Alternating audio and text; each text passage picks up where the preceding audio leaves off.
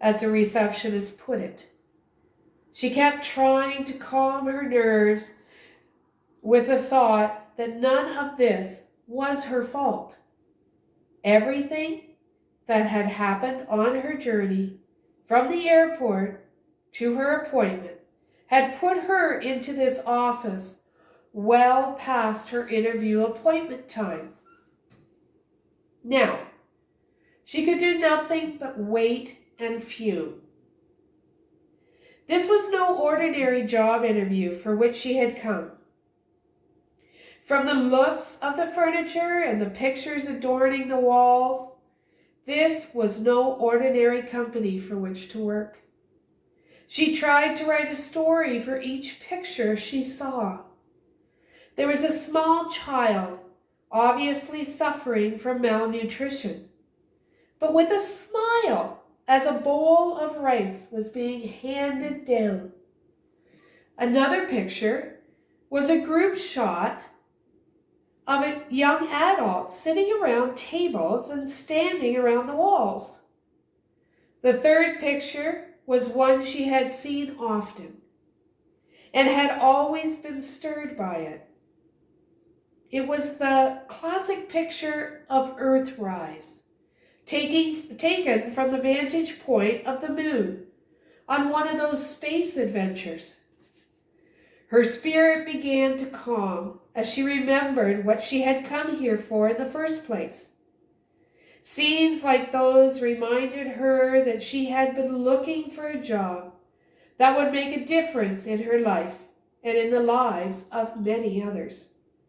She began to reflect on how she had come to make her application for this position. Something deep inside had moved her, stirred her, inspired her, and finally challenged her to put off the process no longer. This sounded like just what she had been looking for. All the education she had worked for, the degrees she had received, and now all that was required was compassion and commitment. The receptionist interrupted her thoughts with the announcement that the Human Resources Director would now see her. She was warmly greeted by the director, who began by putting her at ease. "Heard you had a bad trip this morning. We never know about those things around here, but we learn patience." The director walked back to the desk and picked up a stack of papers, which she recognized immediately as being hers. "Quite an impressive resume," were the words which broke the silence after what seemed like an eternity. "You've been a volunteer in a number of worthy groups, addressing some very difficult problems. And it says here you are interested in working to make a difference in the lives of people. That's just the kind of person we are looking for." "Well," she responded, "that was an intriguing advertisement for this position. It really got my curiosity. I felt pulled toward this place. Many who come here feel this way, the same way you are feeling," the director responded. "When can you start?" Just like that, she thought. Surely there must be something more to this than a few sentences. And off to work I go? "I see that look on your face that you must have a few questions," said the director. "Well, that's what I'm here for, so fire away." "As you might know," she began, "I want to be sure this is right for me. You know, I don't want to jump into something before I'm absolutely positive. That's the kind of person we look for. The one who is prepared and at the same time careful. And prayerful, I might add. Looking back at her notes and at the help wanted ad that had lured her to this place, she paused for a long moment. Prayful, she thought to herself. I can't believe my ears. I have prayed long and hard about this, but now I know that the Human Resources Director suggests it. I do believe this is my kind of place. Well, my first question, she began with hesitation in her voice, will probably sound very stupid. I mean, after all, I am here and you would think that I would not have to ask this question. But here it goes. What exactly is a harvest laborer position that I'm applying for? The Human Resources Director began. That is a good question. In fact, everyone who comes here asks the same one. Let me see if I can explain it. Spell it out for you in some detail. Let's begin with the world in which you live. It is a maze of confusion, fear, and frustration. People locked in their cars, headed in some direction, but unable to move. They are flustered and cornered and are looking for a way out. You were that way when you walked into the office this morning after your trip. I assure you that your van driver felt that same way. Now, some people bring the pain on themselves and inflict it on others in the name of making progress, getting ahead, climbing their ladders.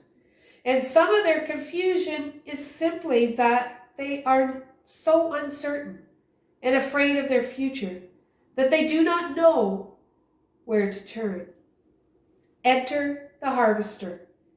You will be expected to help others sort through their confusion, to sort out their entanglements with the world and with themselves, and to point them to that one who is the source of life and hope, health and wholeness. Have you ever spent much time around farmers? She nodded her head yes.